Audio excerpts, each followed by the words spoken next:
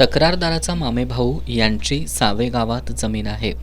जमिनीच्या गट नंबरच्या फेरफारमध्ये खाडाखोड करून त्यामध्ये चुकीचे गट नंबर नोंद केलेत। ही खाडाखोड करणाऱ्याविरुद्ध कारवाई करावी आणि पूर्ववत सातबारा आणि फेरफार दुरुस्त करून मिळावा यासाठी तक्रारदाराच्या मामेभाऊसह त्यांच्या सहहिस्सेदारांनी शाहूवाडी तहसील कार्यालयात अर्ज दाखल केला होता।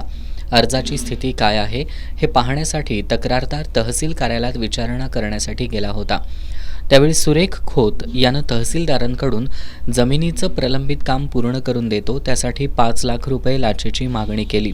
याबाबत तक्रारदारानं लाचलुचपत प्रतिबंधक विभागाकडे तक्रार दिली होती।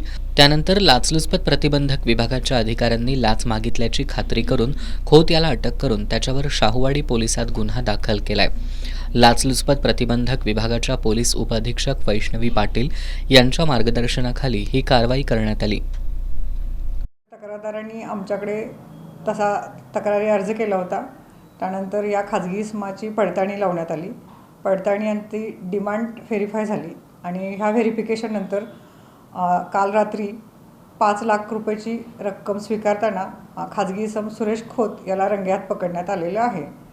आज त्याला अटक करून कोर्टासमोर हजर केले असता 2 दिवसाची पोलीस कस्टडी मिळालेली आहे। पुढील तपास सुरू आहे।